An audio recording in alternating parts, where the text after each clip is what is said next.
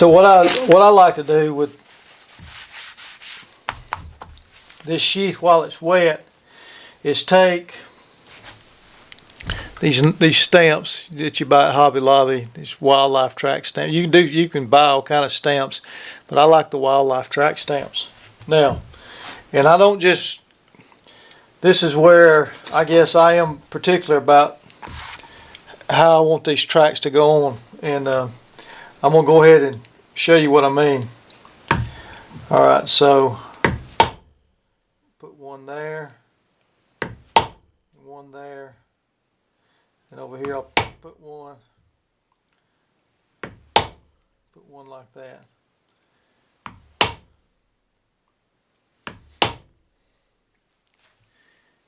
I don't know if you can see that. Let me do a couple more and I'll show you why I'm doing it this way.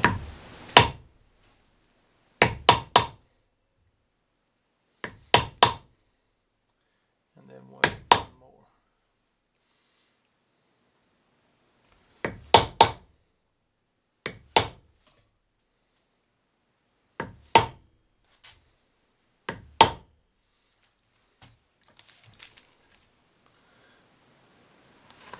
And then coming back down, I may do this right here.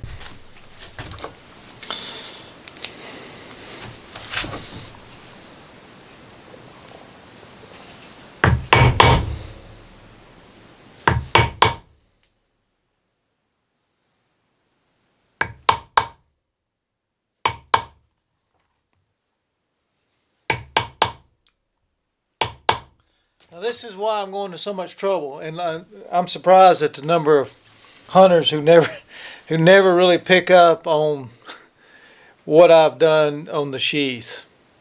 All right, so this is these are the tracks, the deer tracks going up. Okay, a deer. Get it up here where you can see. Hope you can see that. A deer is a diagonal walker. In other words, he moves opposite limbs at the same time. So he'll move the left front and the right rear at the same time. And so his tracks are going to indicate that. Now he's a diagonal walker, okay? So it would be front foot, left front, left rear, right rear. At times, every now and then, depending on their pace, those tracks may fall within each other, overlap. And that would be a direct register. Typically, they don't do it all the time in normal. This is a normal walking gait for a whitetail deer, okay? So, like I said, most people don't pick up on it that I've laid the tracks that they would actually see in the woods most of the time when a deer is walking normal. I think it's pretty cool. Then over here I had the deer step here, and this was hard to do, but this track here would indicate a turn to the left. All right, because I tried to make the track impression turn and then go to that next track. Okay, and then on out. And so also what I'll do is I'll follow that up with something I think is pretty cool. You may say, well, of all the stuff to get excited about. Well, I do a little tracking also along with this other stuff. So now what do we have? I have a boot print. So let's say this guy is tracking this deer.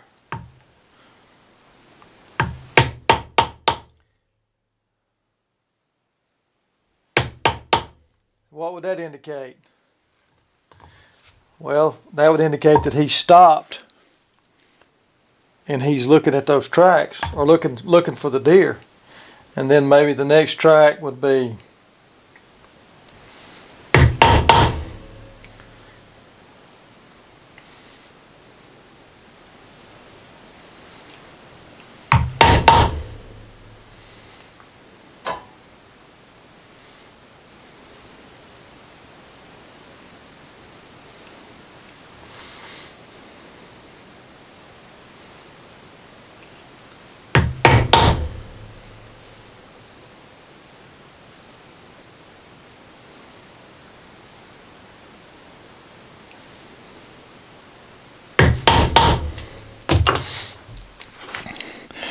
So here again, he's standing, looking at the tracks, takes a step, and then on the next step he stops, and then he takes another step.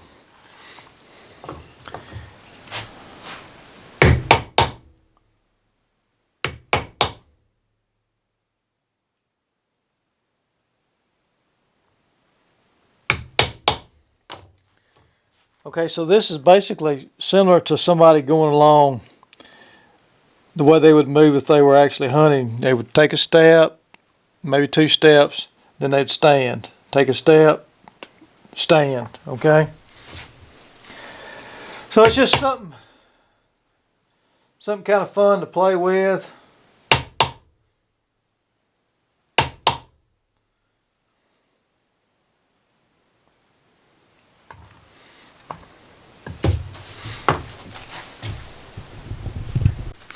So there we have it. We have our deer hunter tracking a deer.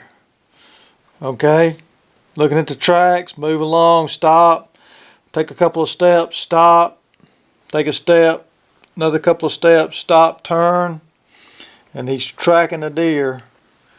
All right, trying to find that deer, trying to locate that deer. All right, so there again, what I'm going to do next is I am going to glue, I'm going to glue this together, and then I'm going to take some clamps, clamp it together. I'm going to use Leathercraft cement.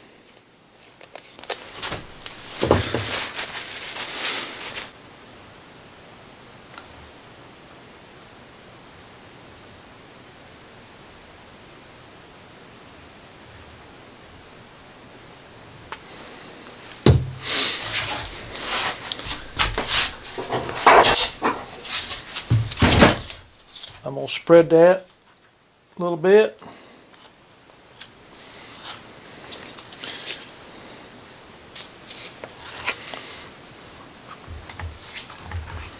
Hold that over.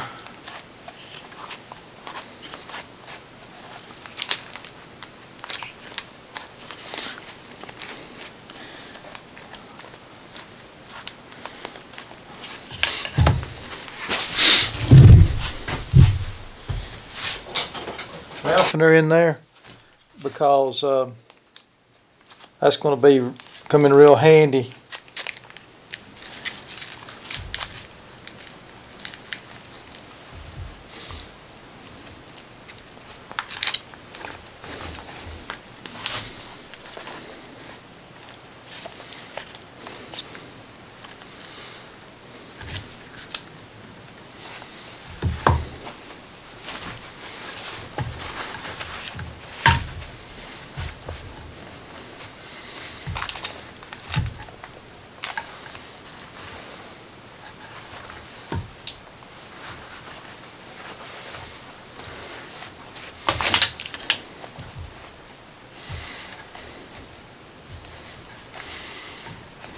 Best to take your time. Make sure you get it right.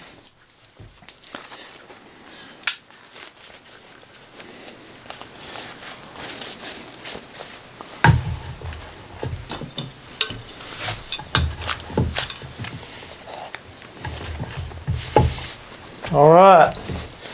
This one, I can put some more clamps on there if I think I need it, but I'll come back. So I've got a stiffener. I'm gonna come back and either use rivets or sew it. And I will use rivets at the top and bottom. I like to start using them at the top and bottom to kind of give myself a guideline on where to go to measure from and all that kind of stuff. As far as if I use rivets or if I kind of a pattern. Give me a pattern started with my sewing. I think I need to put one more up here at the top, one more clamp. So let me get that.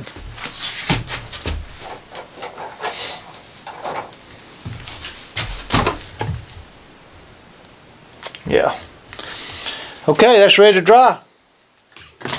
So that'd be the sheath making 101, which, like I said, I'm